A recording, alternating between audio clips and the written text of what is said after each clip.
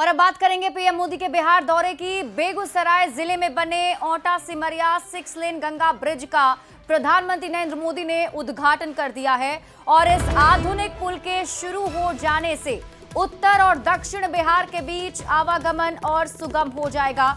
ये पुल मोकामा के ओटा और बेगूसराय के सिमरिया को जोड़ता है। इसकी लंबाई 1.865 किलोमीटर है, जबकि पहुंच पथ को मिलाकर परियोजना की कुल लंबाई 8.150 किलोमीटर है और इस परियोजना पर लगभग 1871 करोड़ रुपए की लागत आई है। तस्वीरें आपके टीवी स्क्रीन पर आपको दिखा रहे हैं उस वक्त की जब प्रधानमंत्री नरेंद्र मोदी ने ओटा सिमरिया 6 लेन ब्रिज का उद्घाटन किया था। और ये देखिए, पीएम मोदी जब वहां पहुंचे थे तो उनके साथ मुख्यमंत्री नीतीश कुमार के साथ ही दोनों डिप्टी सीएम, केंद्रीय मंत्री गिरिराज सिंह और राज्यपाल की मौजूदगी थी।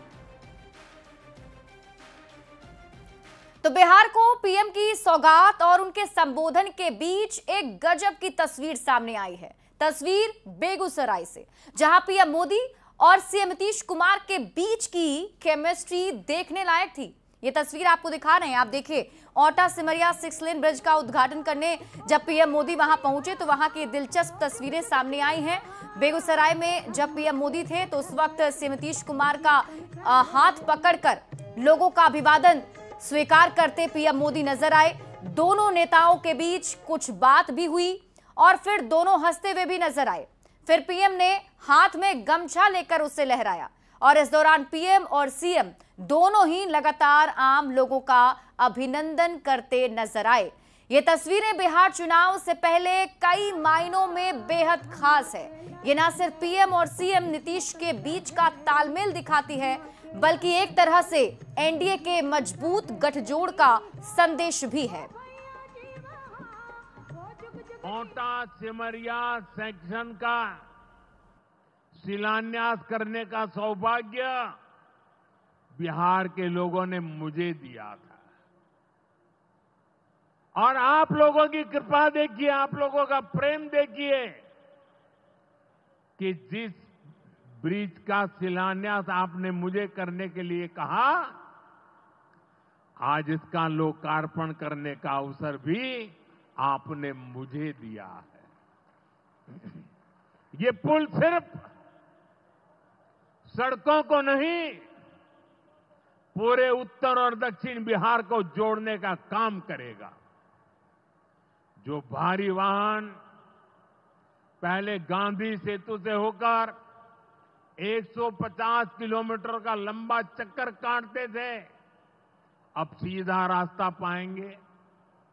इससे व्यापार तेज होगा, उद्योगों को ताकत मिलेगी और तीर्थयात्रियों का भी पहुंचना आसान होगा। विकास के जिन प्रोजेक्ट की नींव एनडीए सरकार में रखी जाती है, वो पूरा होकर रहेंगे, ये बात पक्की है। देश में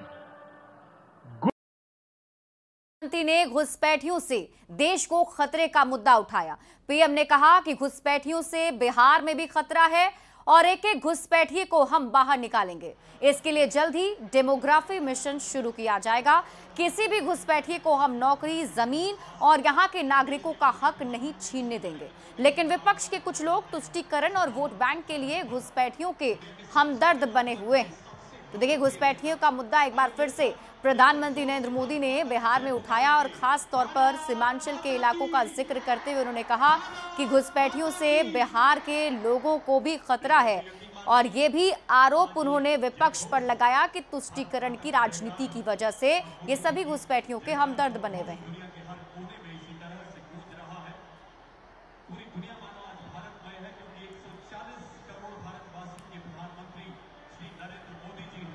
घुसपैठियों की बढ़ती संख्या चिंता का विषय है। बिहार के सीमावर्ती जिलों में तेजी से डेमोग्राफी बदल रही है। इसलिए एनडीए सरकार ने तय किया है कि देश का भविष्य घुसपैठियों को नहीं तय करने देंगे। घुसपैठियों को बिहार के युवाओं के रोजगार नहीं छीनने देंगे। जिन सुविधाओं पर भारतीय लोगों का अधिकार है, उस पर घुसपैठियों को डाका नहीं डालने देंगे। तो गया जी में पीएम मोदी के मंच पर